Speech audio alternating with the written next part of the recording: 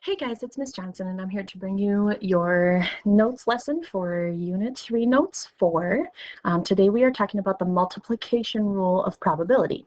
So the multiplication rule is now when we are going to take multiple probabilities that we want to happen at the same time and put them all together.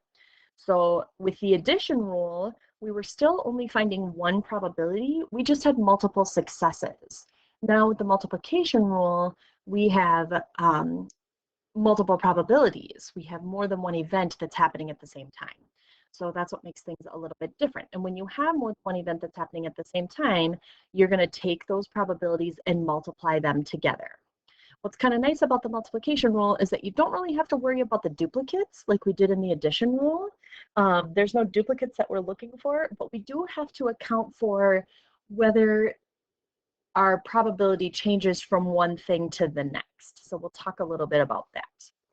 So let's just take a look at our first example. It says 3 coins are flipped, a quarter, a nickel, and a penny. It says use the quarter, nickel, penny chart. So on that probability chart that I talked about, I think in lesson 1 maybe, I don't remember. I think it was lesson 1 or maybe lesson 3, I don't remember, but we talked about the probability chart. On the probability chart, there's a quarter, nickel, penny chart. So your probability has that the 2 dice at the top of one page and then the three coins underneath that, and then on the back is all of the cards. So that's the back page of that probability chart. So we're looking at the quarter, nickel, penny one. And our first probability says, what is the probability that all 3 coins come up tails? All 3 coins come up tails. So there's a couple of ways to think of this. The first way is you're flipping 3 coins. Okay, you're flipping 3 coins, which means you're going to need 3 probabilities. So your 3 probabilities, you have 1 out of 2 for the first one because they're all tails. Probability of tails, probability of tails, probability of tails. So 1 out of 2 for the first one, 1 out of 2 for the second one, and 1 out of 2 for the third one because all 3 of them are going to be tails. You want those 3 probabilities to occur together. You want them to occur at the same time. So I'm going to multiply all 3 of those together. Now, when we multiply fractions, we go straight across the top and straight across the bottom. So 1 times 1 times 1 is still 1. 2 times 2 times 2 is 8. This 2 times 2 is 4, then times 2 again is 8. So I end up with a probability of 1 out of 8, or in other words, 1 out of 8 is 0.125, I believe. I'm going to type that into my calculator to make sure. Yep, 0.125. Okay, so either one of those, again, is a perfectly fine answer, reduced fraction or decimal to the third place, which that's where it terminates here. Now, I want to show you how that correlates on the chart, okay? So when you're looking at your quarter, nickel, penny chart, each one of these things is an option. This is one option, that's an option, that's an option. So that's one outcome of flipping 3 coins. So there's 1, 2, 3, 4, 5, 6, 7, 8 outcomes. There's 8 different outcomes for flipping the 3 coins. And if you think about it, you have 2 options for the first coin, 2 options for the second coin, 2 options for the third coin. If I multiply those together, 2 times 2 is 8. So there's my 8 options. Now, ask yourself, how many of those options have all 3 coins giving you tails? Only this one right here. 1 out of the 8 options on this chart gave us 3 tails. So if you look at our probability, I get 1 out of 8. Cool. Okay. What is the probability that 2 come up tails and the other comes up heads? 2 come up tails and the other comes up heads. So again, I'm going to go back to my chart and I'm going to look for where that happens. So 2 tails and 1 heads. That's 3 heads. That's 2 heads. That's 2 heads. Here's 2 tails and 1 heads. There's 1. That's 3 tails. Here's 2 tails and 1 head. That's 2. Here's 2 tails and 1 head. That's 3. And then there's 2 heads and a tail. So there's 3 out of the 8, which is 0.325. Now, if I did that in terms of a probability equation, I'd have tails and then another heads, which would be 1/2, 1/2, and 1/2 still. This ends up being 1 out of 8, just like before. But the problem here is that they didn't specify which one had the heads. So this is only one of your options. You could also have tails, heads, tails, and you could also have heads, tails, heads, or tails, sorry. All 3 of those are 1/8. 1/8, 1/8, and 1/8 gives me 3/8.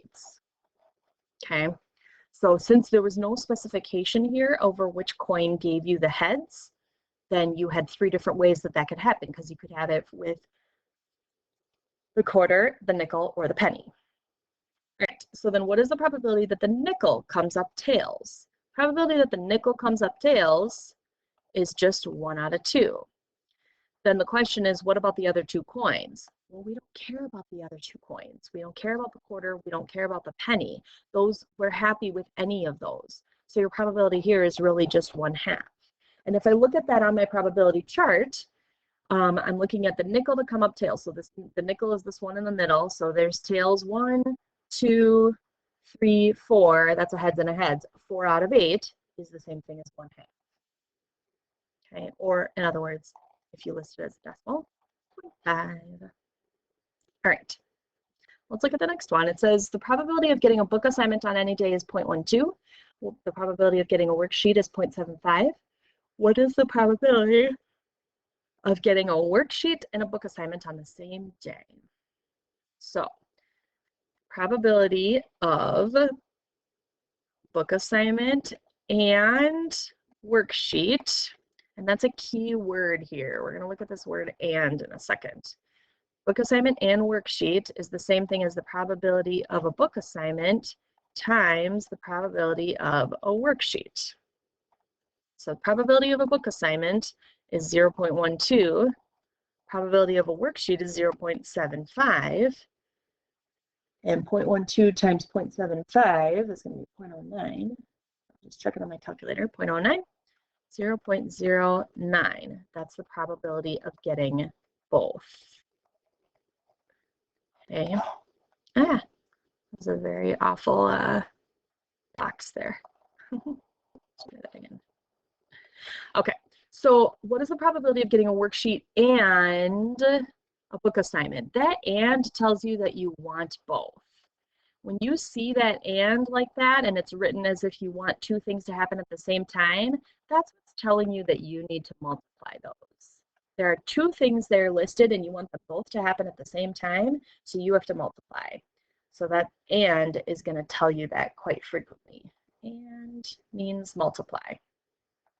All right, so now let's talk about the different ways to look at multiplication probabilities. We've got 2 different types of events here. You've got independent events and dependent events. Independent events are when the result of one has no impact on the result of the other. So one way of thinking of that is rolling a die and then drawing a card from a standard deck. When you roll a die, it doesn't change the deck of cards. When you draw a card, it doesn't change the die. Those 2 are independent of each other. They don't affect each other. Dependent events are when the probability of something affects the next probability. So one example here is drawing an ace and then drawing a 4 from a standard deck, and the key phrase there is without replacement. So if I draw a 4 from the deck, there's 4 4s out of 52 cards. If I keep that 4 in my hand and I go in and I want to draw an ace, now I only have 51 cards to choose from. So since I only have 51 cards, my probability is different. My probability changed because the denominator, or the total amount of cards, changed. So that's where we get into dependent events. All right, so let's look at our next example. It says, given 2 standard decks of cards, draw 1 card from each deck. What is the probability of drawing a heart from each deck? So you want a heart and then a heart. This first deck, you have 13 out of 52. The second deck, you also have 13 out of 52, and you want them both to happen. So you're going to multiply those together. 13 times 13 is 169. 52 times 52 is 2704, I believe. Yep, 2704. 2,704. And then when I divide those 2, I end up with 0.0625. I get 0.0625 there. Now you could leave it like that, or technically we round probability to the third spot. So I'd look at the 5 to round the 2 and call that 0.063. Okay, since it terminated at the 5, it's not that big of a deal to write the next decimal point, but it's nice to keep it consistent too. So what is the probability of drawing a king from each deck? So the probability of a king, probability of a second king, 2 separate decks. They aren't affecting each other. There's 4 kings in the first deck. There's 4 kings in the second deck. 4 times 4 gives me 16. 52 times 52 we already did. 16 divided by 2704. This is, you're now starting to see, this is 0.005917, and it keeps going. If I look at the fourth to round to the third, that's 0.006. You're now starting to see why getting a pair of something is pretty low probability. That's why getting a pair of something can win you things and win you money in things like poker, because you have less than 1% of a chance of getting even just a pair of something. So now try to get 5 cards in a row. You know, they talk about 5-card stud where you have to get, you know, a straight or something. So, okay, what is the probability that you draw a face card from each deck? So face card, and again, we're still talking about 2 separate decks, so they're not affecting each other. There's 12 face cards in each deck. You haven't reduced the amount of cards. 12 times 12 is 144. 144 out of the 2,704. 704. Oops, 144. I only got 1 4 the first time. 0.053 is my probability there. Okay. All right, so now that was 2 separate decks that didn't affect each other, but now let's talk about 1 standard deck of cards. If we have only 1 standard deck of cards, how do things change? So what is the probability of drawing a heart and then a spade without replacement? That's a key phrase there. So a heart and then a spade, and you're not going to put the card back. You're not going to put the first one back. So your first card has a probability of 13 out of 52 because you're reaching into the deck for the first time. There's 13 cards out of 52 cards. Now, when you reach back into the deck, there's 13 spades because you haven't touched the spades yet. There's only 51 cards. These are dependent probabilities. Your denominator went down there, okay, because you kept the first card out. So this probability of the second card changed because of what happened in the first event. We still multiply. That's still 169, 13 times 13. 52 times 51 is 2652, I think. 52 times 51. Yep, 2652. So notice we were operating out at 2704. Now we're looking at 2652. Okay, so 169 divided by 2652. I get 0.064 for that probability. Okay, I highly encourage you to practice typing these things into your calculator with me to make sure that you're doing it in the right way and rounding in the correct way and seeing the same things that I do. So if you don't have your calculator out, I advise you to get that out so that you can follow along. What is the probability of drawing a king that is not a spade and then a spade? So a king, not spade, and then a spade. If I think about kings in a deck, there's 4 of them, but one of them is the king of spades. So I'm going to remove that one out, which means I have 3 successes out of the 52 cards total for this first one. Now, I haven't touched the spades because the king that I pulled out was not a spade. So there are still 13 spades in the deck, but there's only 51 cards because it's without replacement. So 3 times 13 gives me 39. 52 times 51 was 2652. 39 divided by 2652 is 0.015. I get a decimal here of 0.014705 ... 0.015 was my result there. What is the probability that you draw a face card and a 2 without replacement. Okay, so face card and a 2, and again, I'm not going to put it back. So the face cards, there are 12 of them, 12 out of 52. And then 2s, there are 4 of them, but you've already taken a face card out. So there's only 51 cards left in the deck. 12 times 4 is 48. And 52 times 51, we've done 2652. 48 divided by 2652. 0.018. Okay, and again, see if you can follow along with my rounding. I'm going to stop showing you how I'm rounding, and hopefully you can pick that up with the few that we've done together. All right, let's look at the next one. It says, over quite a lot of games against her brother, Amy wins at darts 3/4 of the time. She's not so good at cricket, where she only wins 1/3 of the games. All right, so what is the probability that Amy loses at darts? Well, if she wins at darts 3/4 of the time, that means she loses at darts 1/4 of the time. That's that complement probability where you have to take 1 minus 3/4 to give you the complement of that. So she loses at darts 1/4 of the time. What's the probability that Amy wins at cricket? We were told that she wins 1/3 of the games at cricket. Oops, I wrote half. Third. So she wins 1/3, and then how often does she lose? Is going to be 2/3. Okay. Then draw a tree diagram to represent this situation. So we need to make a tree diagram to show what happens here. If you think back to middle school, you probably drew some tree diagrams when you would weigh out your options. We did a tree diagram back in Unit 1.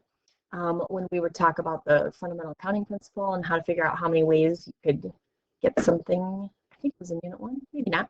Anyway, draw a tree diagram to represent this situation. So the first branch of my tree diagram is going to be whether she wins or loses at darts. So wins darts, loses darts. Okay, so wins at darts, she wins 3/4 of the time. Loses at darts, she loses 1/4 of the time. Okay, so you'll often see those just kind of chilling in parentheses next to it. Okay, if she wins at darts, then the next branch down from each of these is going to be whether she wins or loses at cricket. So wins cricket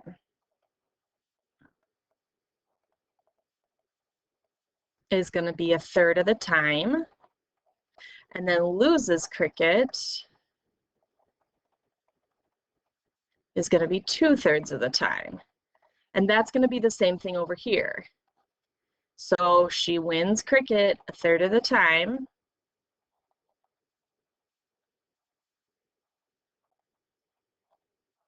And then she loses cricket 1/3 of the time, or 2/3 of the time. Okay. So there's all my probabilities. There it is as a tree diagram. I only have 2 branches to this tree diagram. I'm going to go ahead and group this together because I know I'm going to need it on the next page. So let's see if I can do that. Use my mouse here for a second. Group, and then copy, and here we go. So here's my tree diagram. I'm going to need this for these few examples here. A little smaller. Same example, same scenario, but we're going to use the tree diagram to then answer these questions below. So it says, what is the probability that Amy wins both games? Wins both games. So if she's winning both games, that means we are looking right here. We want both of those things to happen at the same time. So we need to take 3/4 and multiply it by 1/3. That's going to give me 3 out of 12, which is 25. Okay. So 1/4 of the time she's going to win both games. What is the probability that Amy loses both games? If she loses both games, that means we're here at losing darts and losing cricket. So we are right there. So losing both games is 1/4 times 2/3. 1/4 times 2/3. And that's going to be 2 out of 12, which is the same thing as 1 out of 6, or 0.167. if I round that decimal there. What is the probability that Amy wins at darts and loses at cricket? Wins at darts, loses at cricket. Now this is probably the most common because this is where her bigger probabilities are of the two options. So wins at darts and loses at cricket is right there. 3/4 of the time times 2/3 of the time. So 3/4 of the time she wins at darts, 2/3 of the time she loses at cricket. We want both of those things to happen together. That's 6 out of 12, which is 1/2, or 0.05. Okay. So I used my tree diagram to multiply the two events together that I wanted to happen. Okay, let's do one more tree diagram. It says a restaurant has customers consisting of 30% male and 70% female. Each male will order pizza 40% of the time, burgers 50% of the time, and salad 10% of the time. Each female will order pizza 25% of the time, burgers 30% of the time, and salad 25% of the time. Draw a tree diagram modeling the situation. So the first thing I have is male, which is 30%, and female, which is 70%. So that's my first branch. Then underneath each branch, I have pizza and burgers and salad. So pizza, burgers, salad. So for a male ordering pizza, that's 40%. A male ordering burgers, that's 50%. And a male ordering salad, that's 10%. Under the females, there's pizza, burgers, salad. Female orders pizza 25% of the time, burgers 30% of the time, and salad 45% of the time. Okay, so there's my tree diagram. And then I'm going to go ahead and copy this again to the next page so that I can use it. Get everything? Didn't look like I had everything there. I must. Okay. Group and copy. So let's use this tree diagram to then, hopefully you can just slide up and down in your Notability if you're following along and taking notes, but copy it so that I'm on the right slide. And now I'm going to use this tree diagram to find the following probabilities. So what is the probability that a customer is female ordering salad? Female ordering salad is going to be this right here. So that means I want 7.7 times 0.45. Let's talk about decimals for a second. So all of these probabilities are given to us in percentages. We cannot calculate them in percentage form. You need to take them and turn them into a decimal in order to calculate them correctly. Otherwise, your decimal point is going to be in a weird place and you're going to have to move it more times than necessary, and it just doesn't make the best sense. So turn these things into a decimal before you multiply them. So 0.7 times 0.45 is 0.315. And you can leave it like that. That's perfectly fine. Or you can call it 31.5%. Remember that for percentages, we move 2 places. So I'd go 2 places back, or I'd go 2 places forward to make it a percent. Okay, let's look at the next one. What is the probability that a customer is male ordering a burger? That's this guy right here. 30% times 50%. So 0.3 times 0.5, that's going to be 0.15, or in other words, 15%. And again, either one of those, you can leave it at 0.15 and call it good. That would be just fine. What is the probability that any customer will be ordering a salad? This is a good one. Any customer ordering a salad. That means that we could have a male ordering a salad, or we could have a female ordering a salad. Either one of those is a success. And if you think back to the last lesson, when we heard the word or, male ordering salad or female ordering salad, that or means that we had to multiply those together. So this is kind of a combination of probabilities because you need to multiply these two. Did I say multiply? I meant add. Sorry.